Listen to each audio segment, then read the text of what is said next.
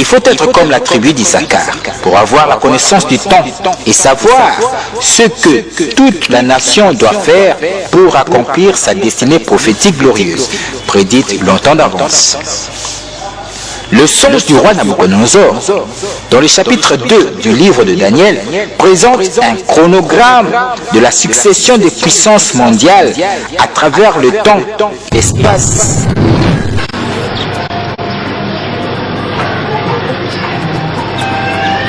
Comme je le disais tout à l'heure, le songe du roi Nabuchodonosor présentait un chronogramme des puissances mondiales qui allaient dominer le monde. La tête en or représentait la puissance mondiale babylonienne, représentée par lui-même le roi Nabuchodonosor.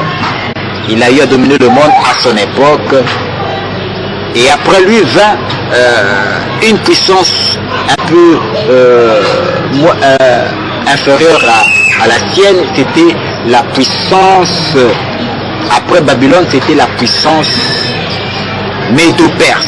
Les Médès et les Perses s'étaient coalisés pour détrôner la puissance babylonienne.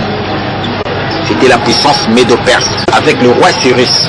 Le roi Cyrus, c'est le roi tombeur de la puissance babylonienne. Après vint le ventre et les cuisses, c'était la puissance grecque. Avec Alexandre le Grand, ils ont eu à dominer, à renverser la puissance médo-perse. Après les Grecs, vers alors les Romains.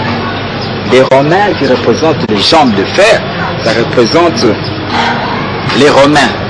Néron, qui ont eu à dominer le monde. À dominer le monde, et justement c'est sous la puissance romaine à qui le Messie, le roi sauveur de toute l'humanité, le Messie, est venu au monde à l'époque de la puissance romaine, qui était, n'est-ce pas, les jambes de fer.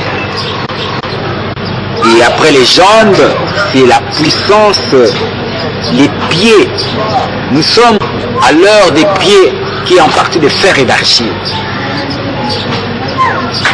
Nous sommes la 5e puissance mondiale représentant les pieds de fer et d'argile, représentant le monde actuel sous l'agglomérat de l'ONU, l'Organisation des Nations Unies, unis avec les puissances mondiales occidentales. Cet agglomérat représenté de fer et d'argile, si nous sommes à l'époque actuelle, et justement c'est sous l'époque actuelle de fer et d'argile qui domine le monde que doit se manifester cette pierre qui est sortie de la montagne sans le secours d'aucune main et qui vint frapper les pieds et d'argile. C'est ça, cette révolution spirituelle, cette pierre qui est sortie de la montagne sans le secours d'aucune main et qui vint briser les pieds de fer et d'argile. En fait, nous sommes à l'époque même messianique, nous sommes à l'époque de la manifestation de cette pierre qui est sortie de la montagne et qui va briser les pieds de fer et d'argile. Comme il est présenté dans le livre de Daniel 2, verset 34. Il est dit ceci, comme vous allez voir dans cet écran géant, il est dit, lorsque une pierre se détacha sans le secours d'aucune main et vient frapper les pieds de fer et d'argile. Nous sommes à l'époque de la manifestation, de l'accomplissement même de Daniel 2, verset 34. La manifestation de cette pierre qui vient briser les pieds de fer et d'argile. Et justement, lorsque nous voyons l'accomplissement de ce passage de Daniel 2, 34, nous allons comprendre par rapport à notre nation, la RDC, comme le thème d'une révolution à une autre. Ce pied de fer et d'argile était composé de fer et d'argile, de ce qui est dur et de ce qui est fragile. En fait, ça représente la domination même que compose la puissance mondiale actuelle. Cette domination est en deux formes.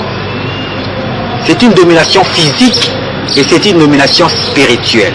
Le fer représente la domination physique et l'argile représente la domination spirituelle. Voyez-vous, le fer et l'argile qui représente, ça représente même comment est-ce que la colonisation est entrée partout en Afrique. La colonisation est venue sous deux formes. Une domination physique avec l'armée et une domination spirituelle. Ils nous ont apporté une religion erronée, une religion auquel le but principal était la domination physique. C'était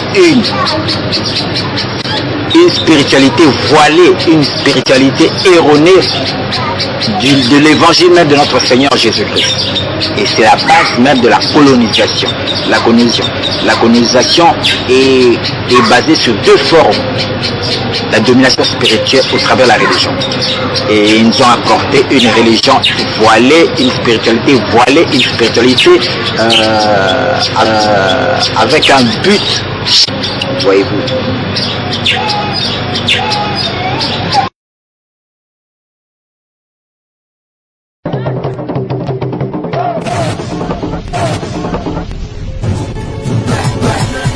My